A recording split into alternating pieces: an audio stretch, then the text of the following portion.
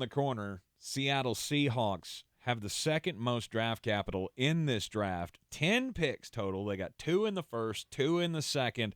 They also have 2 in the fifth, if that matters to you, which I know it does to Jeremy Green because all draft picks matter to him. All draft picks are good draft picks. So what do the Seattle Seahawks need to improve on their team? For me, it all starts with the defensive line. I mean, I feel like you need – yes, I think you hit on Nwosu last year. I don't love any – like Darrell Taylor doesn't do a ton for me. And look, I know Seahawk fans, a lot of them are like, well, we got to get the defensive tackle. There are a good number of defensive tackles in this draft. I'm personally not going to take the risk on Jalen Carter at 5. I'm not. Mm-hmm. Especially because I think Will Anderson's going to be sitting there because I firmly believe the top 4 picks in this draft are going to be quarterbacks. Now, how that's going to happen? That could happen a lot of different ways. So for me, the ideal scenario is that I sit at 5, I take Will Anderson. Now I have Nwosu and Anderson on each side, and I've got Jamal Adams coming out of the secondary. So I'm going to be able to rush quarterbacks. Mm-hmm. And can I capitalize at the back end of the first round or in the top of the second round? Because somebody's taking Jalen Carter. Oh, no doubt. So, I mean, if we took him and, or if we didn't take him, obviously defensive tackle gets pushed down. Well, he's not getting past 8. No. But what I'm saying is the class itself gets pushed down the more and more because Jalen Carter's going to be the first one. That has no effect on the rest of it. I mean, he's not pushing down Brian Breeze. I mean, a team's not – he's not going to fall that far. He's 8 with the Falcons is his drop dead. So there's not like New Orleans at 29 is not sitting there going, well, we might get one fall in our lap because they didn't take Jalen Carter. That's not how that's going to work. It actually makes it more likely that one of them gets overdrafted. There was a point where I thought Kalijah Kancey might actually be drafted higher than Jalen Carter.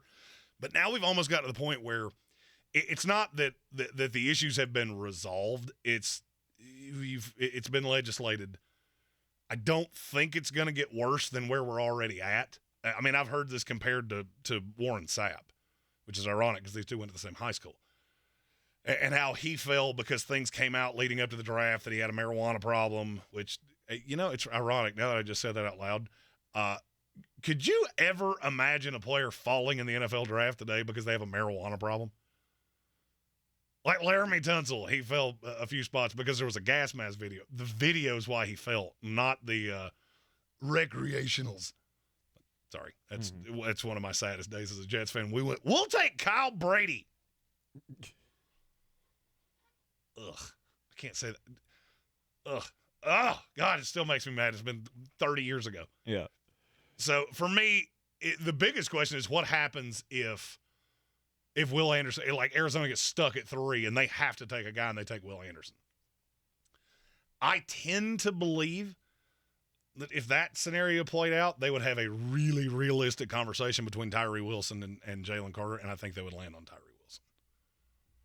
It's possible I'm wrong. Mm-hmm. They might say, you know what, our culture's good enough, we can withstand it and go that route. Maybe so. Also, maybe Pete Carroll looks at it and goes, "You know what? I'm too old to deal with this. I don't want to deal. I don't want to deal with the headache that would come in from. I mean, because after all, you're spending top 5 draft capital on this guy. That's what a lot of people don't seem to understand is that missing on top five guys like that is LMNO fired, especially if we all know it, and then something happens and it falls back on you of, well, you should have known that because all the rest of us did. Mm-hmm. So I think they would fall back to Tyree Wilson, but it's possible it would also be Jalen Carter. There is going to be a lineman, a defensive lineman taken at 5 by the Seattle Seahawks. Yes, I saw Mike Tannenbaum put out a mock that they had them taking Hendon Hooker at 5, and I almost peed on myself. Holy I laughed so hard. Smokes. If a team takes Hendon Hooker in the first round, not even at 5, I'm not even going kooky madookie like he did. If a team takes Hendon Hooker in the first round, I will literally urinate on myself on camera laughing at them. Oh, and by the way, that's not happening under any circumstances. So every time you hear that, just remember, it's lying season.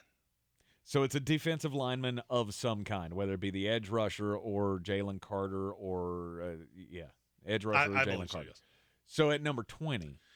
That's where it gets – 20 is where it gets more interesting because if they take Will Anderson at 5, I'm now good at edge rusher. There are several defensive tackles they're not good enough for me to take at 20, but they're good enough they can be players in the league. I just can't take them that high. So I think their pick at 20 with Will Anderson would fall into two guys. Jackson Smith and Jigba, who I think will be on the board there, which is who I took in my last mock draft, or Osiris Torrance, the guard from Florida. For me, there's not a loser in the bunch. I love JSN to the Seattle Seahawks because I think it's his best possible outcome because you're no doubt the 3. And then you can just use your skill. Now I'm going to prop up Geno Smith, and instead of being a heavy run team where we hit you with a dose of over the top because you load the box up and we got DK Metcalf and Tyler Lockett, now I got 3 legitimate guys and Noah Fant that can hurt you. For me, neither one of those is there's not a miss in either one of those. Mm-hmm. Now, if you take Torrance at 20, then I think you would probably try to take a defensive tackle at 38 and try to get a receiver at 53. Conversely, if you take Jackson Smith and Jigba there, I think you'll try to get an interior lineman at 53, and you still try to get that defensive tackle at 38.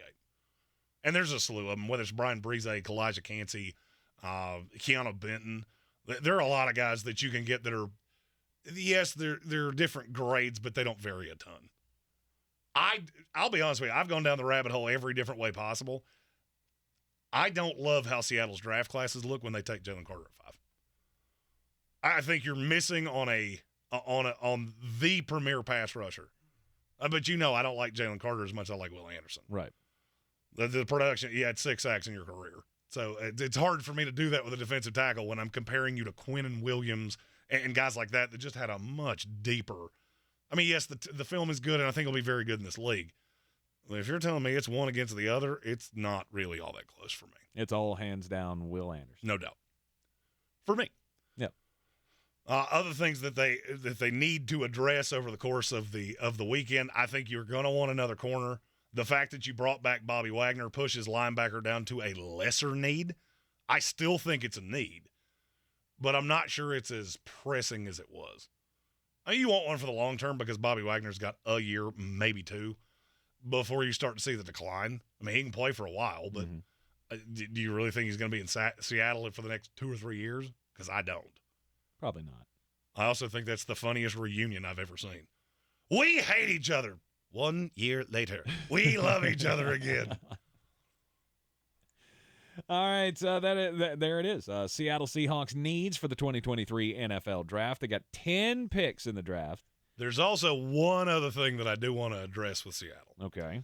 And it's just it is something that I am starting to realize that people are going full dum-dum on.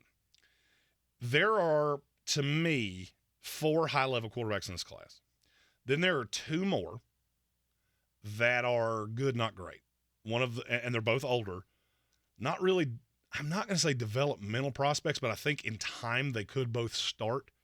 They're just both so old. It's Tanner McKee and Hendon Hooker. Mm-hmm. I struggled to believe that the Seattle Seahawks come out of this weekend without one of the 2.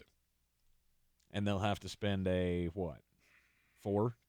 I would say a 3 probably on Tanner McKee, probably that second 2 on Hendon Hooker. That's about where they fall in for me. There is a rumor that somebody at the end of the first round just loves Hendon Hooker. Lie. That's what a lie sounds like. Because if Baltimore doesn't make a move with Lamar Jackson, I struggle to see how you're going to get the 4 quarterbacks. I don't have good landing spots for the 4 quarterbacks. The 4 really good ones. Yeah. Then you give me 25-year-old Hendon Hooker and you're telling me we're going to have 5? That math don't math, bruh. So I'm going to say that's probably not going to happen. So 2nd round for Hendon Hooker, 3rd round for that's where they Tanner fall McKee. in. And then every other quarterback in this class is, hey, you're not awful. How about you come hold a clipboard for us because you'll never play in this league ever. So what do you think about that, Seahawks fans? Is that worth a one of the 2nd round picks? Hendon Hooker backing up Geno Smith, I think, is because he can come in and be a backup right away. Mm-hmm. I mean, the injury might preclude it for a few weeks early. But if something happened to Geno Smith, I think Hendon Hooker would be a pretty seamless transition.